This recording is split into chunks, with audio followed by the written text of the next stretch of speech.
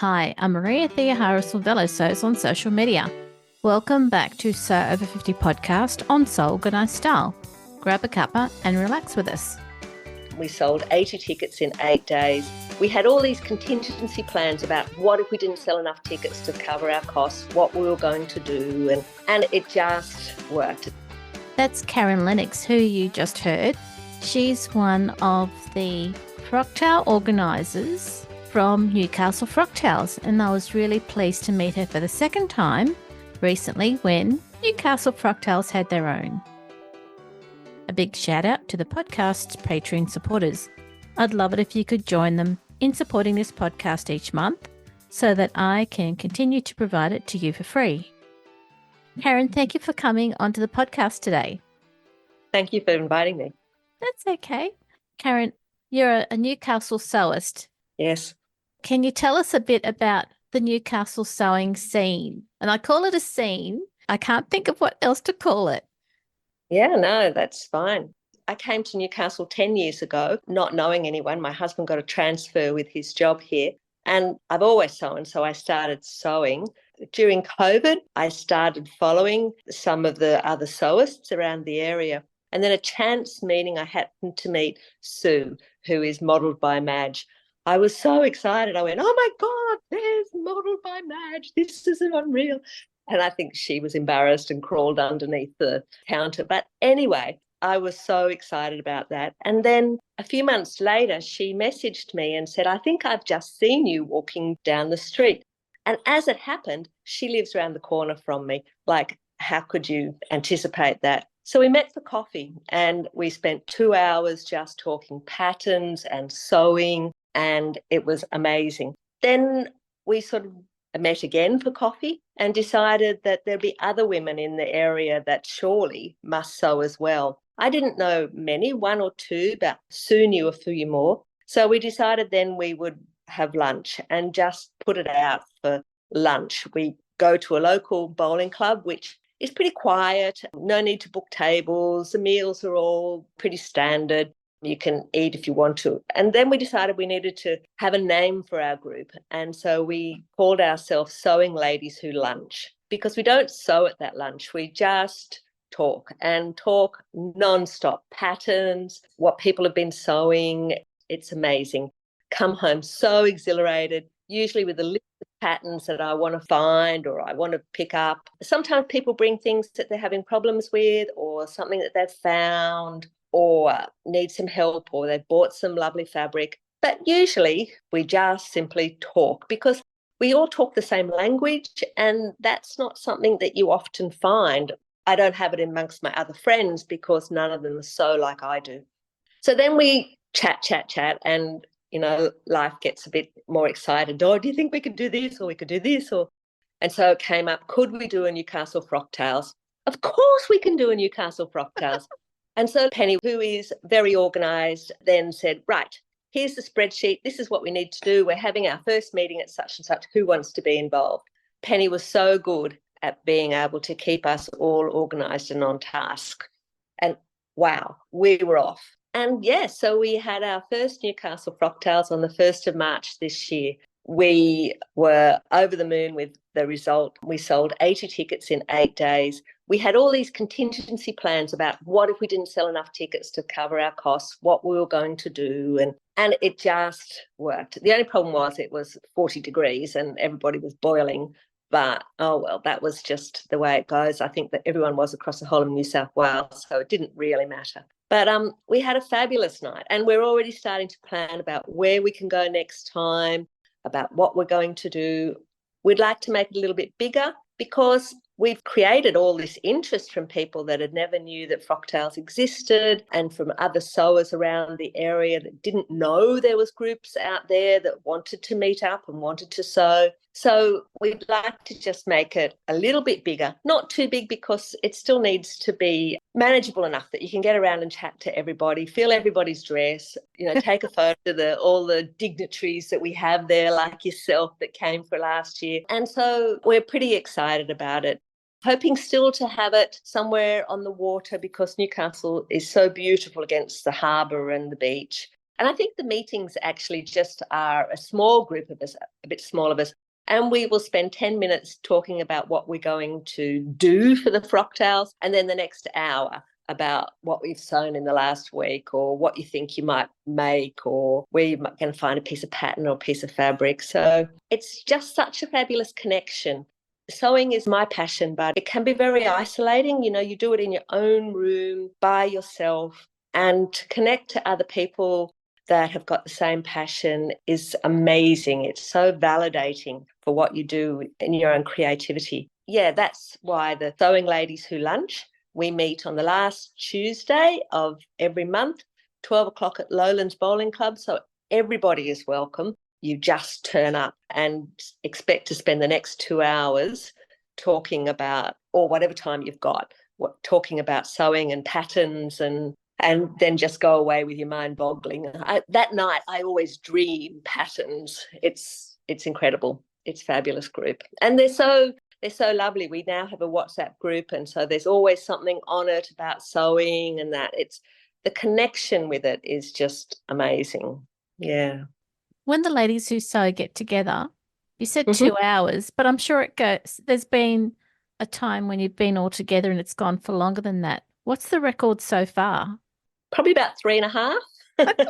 And then we're still sort of walking out the door going, oh, what about this and what about that? And then, oh, I only live down here. If I walk down with you, well, then I can still continue to talk. But at the same time, if people only have a short time or an hour or whatever, it's just whatever you want to do. So with the WhatsApp group, do you have to turn it to silent at 10 o'clock at night or at a certain time? Those that don't sleep, especially the night after their lunch. Yeah. The organising group for Frocktails, does everyone do everything, or do you all have separate tasks? Penny is getting us organised again for next year, where last time we all did everything, where this time we're doing a little bit more of divvying up tasks so that we can be a little bit, use our time better, and we're not having to double back on what other people have done and things like that. So the fact that it was 40 degrees that day for the first Frocktails just meant that if you got your hair done, it was just going to go wild anyway. That's true. My dress had glitter on it. Yeah. Had a sequencing. My hairdresser had told me that if I spray it with hairspray, that would secure the glitter. So I did all of that. But by the end of the night, the hairspray had all melted. And so everywhere I went, I left the trail of glitter. Sue said to me the next morning that she went home and one sleeve of her dress was all covered in glitter, and she couldn't work it out, then realised that she'd sat next to me and I had a trail of glitter. We could call it magic dust or something. My shoes were covered in glitter. So what? It was a great night. It was. And seeing all the different faces, I know that you said, there were dignitaries and I was one of them. I actually consider myself one of the sewers who was there. Of the people that were there, who else were you excited to see for the first time in real life? Sandy, of course. Yeah. She is just does such amazing work in the Sew Over 50 group. The fact that she came all the way from Brisbane to our first, we were blown away with that, and brought a group of lovely friends with her, and I hope they had a great weekend. Yeah, that was fantastic. And people came from different areas. There was Lizzie came down from Port Macquarie. Yep, she came from Port and from Melbourne. That was Nicole. She came up. Nicole came up. So who else came up from Melbourne? So Erin came. Erin is 2.sewing.sisters. Yep. She came and brought her husband who photographed and who did our photographs for the night, which was just amazing. Yes. She wore this gorgeous. And who else was there from Newcastle? Jean Bass was there. She's from Jean Bass Designs. She's a local designer who over her life has done some amazing design work for big corporate around the world. For David Jones, she used to design. Now she has a shop here which she does individual designs and individual outfits, but also does workshops where she teaches design and working with fabrics. And they're usually about a week. So she'll do like a little black dress for a week. She'll do one where you make a pair of fitted trousers. You start with a block, make your own block, and then learn how to use that to make your own garment. And her work is amazing. That's on my bucket list as well, to be able to get to one of Jean's courses. She was really generous on the night with her prize too.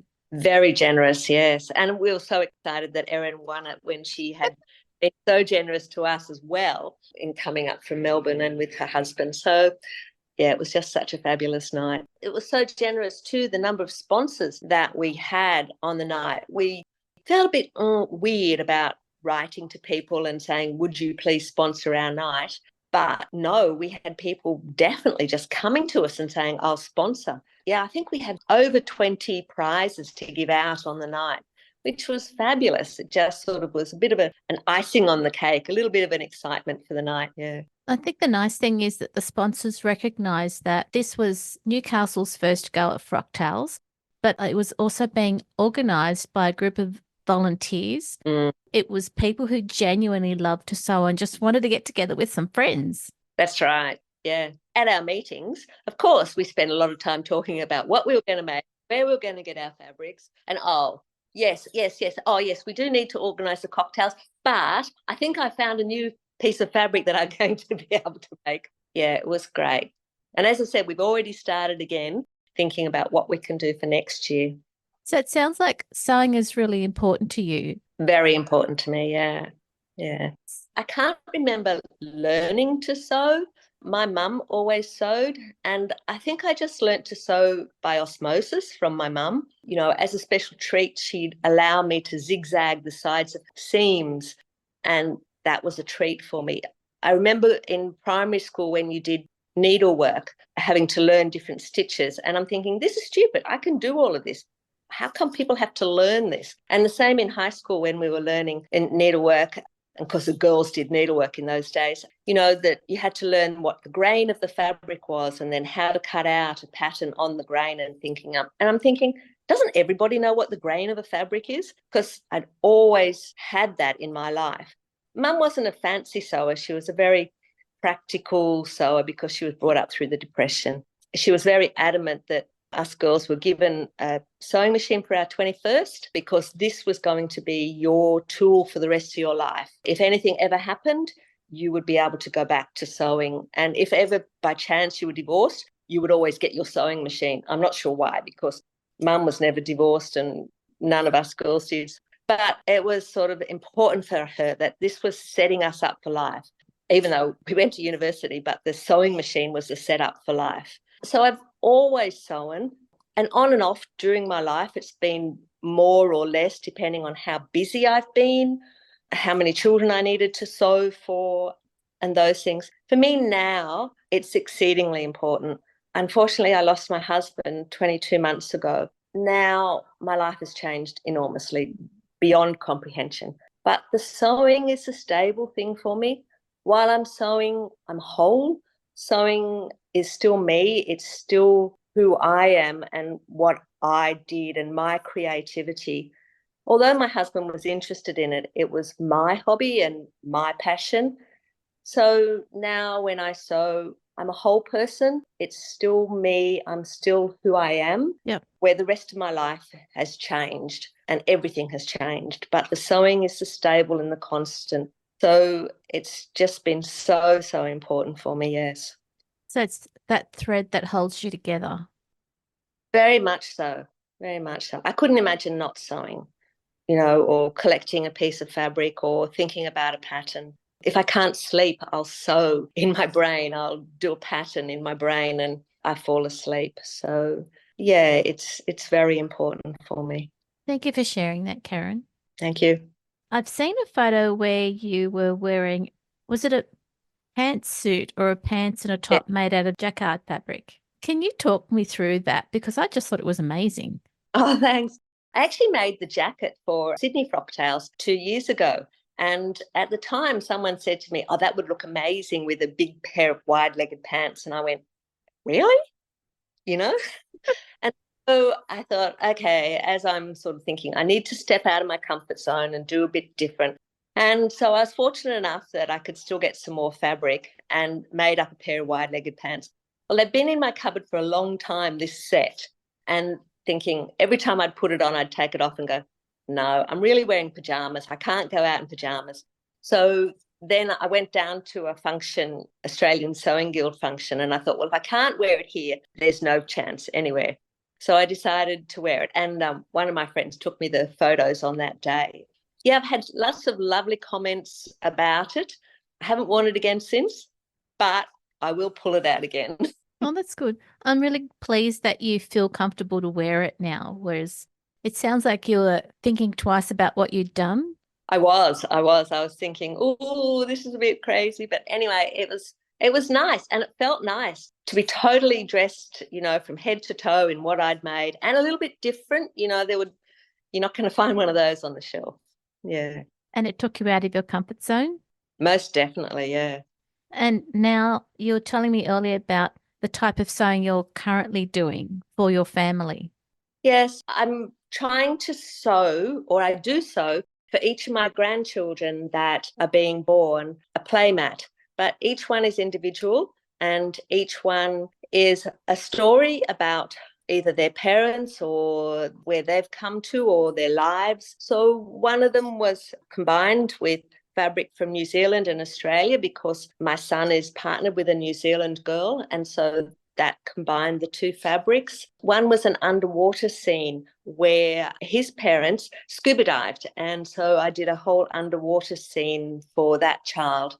So each one, some of them are pictures, some of them are fabric combines. So I have a new grandson being born, and I'm currently trying to get that one together as well. So that one's going to be a heart, a very large heart, grading fabrics across the rainbow. And it's a bit special because this will be the first grandchild that my husband hasn't met. And rainbow is a little bit of a sign. At the end of his wake, there was a big rainbow. So there's going to be a rainbow across this quilt, this playmat for this new grandson that's going to be born.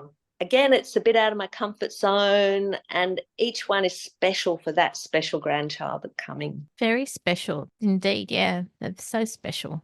Many hours of work, but that's okay. I love it. Yeah. Yeah, good. Karen, where can we find you online? My Instagram is Sewing by Kaz. I started that during lockdown. One of my daughters showed it to me and showed me Instagram. It was a world I didn't know. So that was a fabulous world. And that was where I discovered Sew Over 50. So excited to see that. And then see Me Made May, which was just amazing. So Sewing by Kaz is my Instagram. And that's where we can find you to see both the clothing that you've sewn and also the really special quilts for your family. Yes, that's where they are. Earlier on, you told us you picked up sewing through your mum getting you to help her out, and you've gotten your sewing skills through osmosis. How do you pass on those skills to other people? I have two daughters who I've also taught to sew. They're very creative and do some beautiful work. Unfortunately, they don't get as much time because they're working full time. They were both at the Newcastle Frocktails, which was fabulous to have a photo taken with them and their garments that they'd made. And some of their friends were there as well, which was lovely.